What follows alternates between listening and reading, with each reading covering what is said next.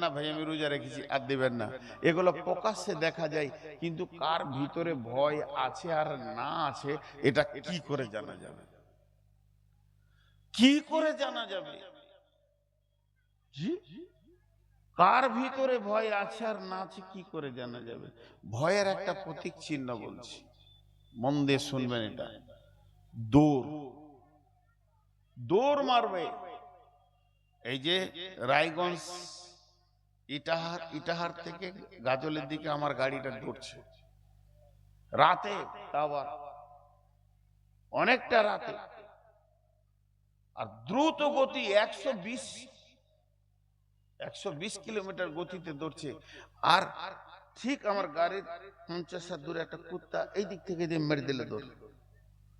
অত রাতে ও যে দৌড়লো, তো আমি ড্রাইভারকে বলছি আস্তে চালা। আর ও যে দৌড়ছে না, ওর পেছনে কেউ তাড়ছে, ও ভয়ে দৌড়ছে। তো দেখি পেছনে আরো 3টে কুত্তা এসে দাঁড়িয়ে গেল, মানে এরা তাড়ছে, ও দৌড়ছে। এই দৌড়টার নাম হলো ভয়। জি, দৌড়টার নাম হলো ভয়। ভীতু দৌড়বে। একটার নাম হলো খফ মানে ভয়, খাসিয়া মানে ভয়। ভয়ের দুটি ভাগ আছে, অনেকবার বলেছি আমি, একবার নয় অত্র এলাকায় শতাধিকবার বলেছি। একটা আব্বাকে দেখে ভয় লাগে, একটা বাঘকে দেখে ভয় লাগে। যখন আব্বা দেখে ভয় লাগবে তখন তুমি দৌড়ে পালাইও না, আর বাঘকে দেখে যখন ভয় লাগবে তখন তুমি দৌড়ে পালাও। আব্বাকে দেখে ভয় লাগলে তার রাস্তা হচ্ছে আব্বা বলে গলাটা জড়িয়ে ধরো, আর যখনই আব্বা বলে আব্বার গলাটা জড়িয়ে ধরবে তাহলে তোমাকে ল্যাংচা দেবে, চমচম দেবে, পাঁপড় দেবে, মিষ্টি দেবে, সিঙ্গারা দেবে, তোমাকে আব্বা খুশি করে দেবে। আর বাঘকে দেখে যখন ভয় লাগবে তখন তুমি দৌড়ে পালাও, দৌড়ে পালাও, এত দৌড়া দৌড়বে যেন ওই সীমানার মধ্যে তোমাকে না পাওয়া যায়, আর বাঘ তাইলে তোমাকে খেয়ে নেবে। আব্বাকে দেখে ভয় লেগেছে, গলাটা জড়িয়ে ধরেছো, বাঘকে দেখে ভয় লাগলে গলা জড়িয়ে ধরতে যেও না, বাঘকে থেকে পালাও, আব্বাকে জড়িয়ে ধরো। আর আব্বা থেকে পালাও, বাঘকে ধরো, এটা ভুল হয়ে যাবে, বাঘ তোমাকে ফেরে খেয়ে শেষ করে দেবে। তাহলে বাঘকে যখন ভয় লাগবে কি করতে হবে? তোমাকে পালাতে হবে। বাঘটা আছে কোথা? না এই ভুট্টার ভুঁয়ে বাঘ ঢুকেছে, শুনতে পেয়েছেন? তাহলে যে জায়গায় বাঘটা লুকিয়ে আছে ওই জঙ্গল থেকে এত দৌড়তে হবে, নিরাপত্তার জায়গায় চলে যেতে হবে, যে জায়গাতে বাঘ নাই ওই জায়গাতে পৌঁছাতে হবে, তাহলে তুমি নিজেকে বাঁচাতে পারবে।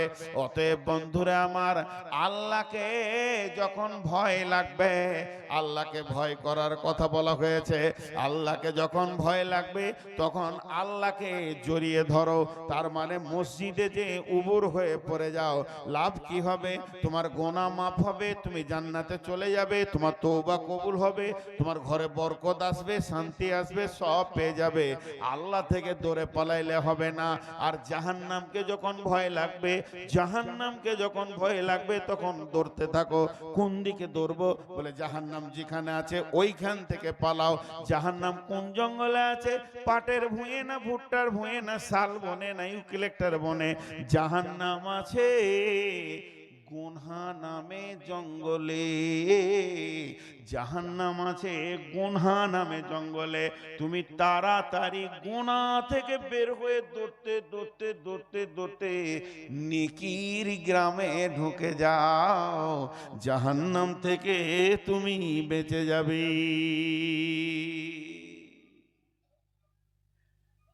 ভয় লাগলে দৌড়তে হয়।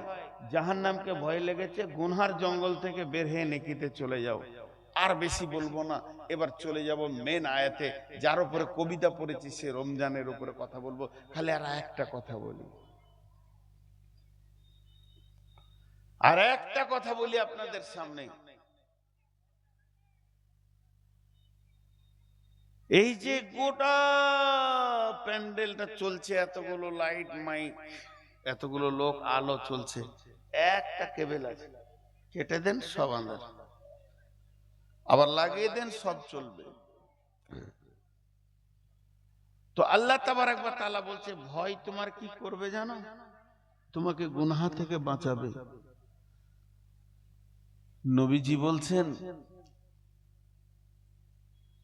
ও আখিফুহুম ফিল্লাহে, মাআজ, তুমি যেখানেই থাকো আল্লাহকে ভয় করো।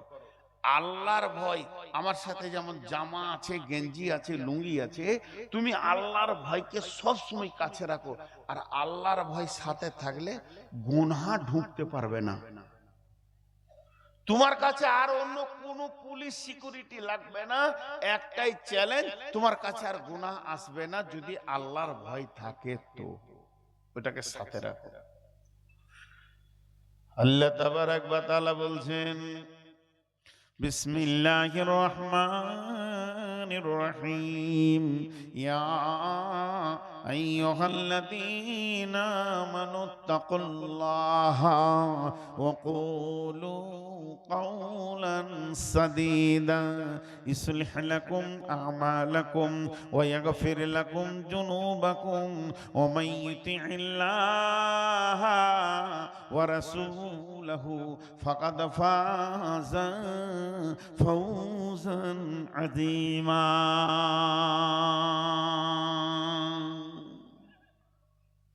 কথাটা আল্লাহ।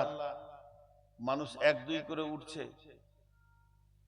উঠিয়েন না, উঠিয়েন না। আর 5টা মিনিট টাইম আপনাদের কাছে চেয়ে নিচ্ছি। আমি খালি রমজানটা ধরি তো বুঝতে পারবেন। এই একটা তর্জমা করে দিই। আল্লাহ বলছেন, হে মুমিনগণ, হে মুমিনগণ, ও ঈমানদারেরা, তোমরা আল্লাহকে ভয় করো। যখনই আল্লাহকে তোমরা ভয় করবে, তোমার জবান কন্ট্রোল হয়ে যাবে।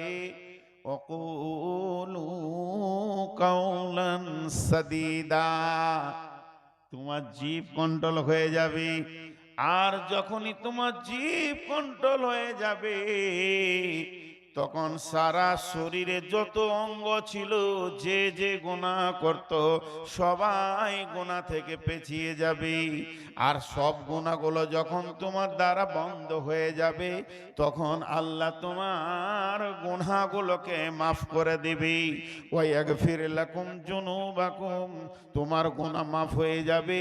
যখনই তোমার গুনাহ মাফ হয়ে যাবে, তোমার সামনে একটা হাই রোড আসবে। ও মান ইউতি'আল্লাহ ওয়া রাসূলাহু, যে আল্লাহ এবং তার রাসূলের ইতাআত করতে শুরু করে দিবে, ফাকাদ ফাযা ফাওজান আযীমা, ফাকাদ ফাযা ফাওজান আযীমা। এ সব থেকে বড় সফলতা অর্জন করবি। আর সব থেকে বড় সফলতা কাকে বলে? কিয়ামতে, কবরে, হাসরে, জাহান্নাম থেকে বেঁচে দিয়ে জান্নাতের মেহমান হবি।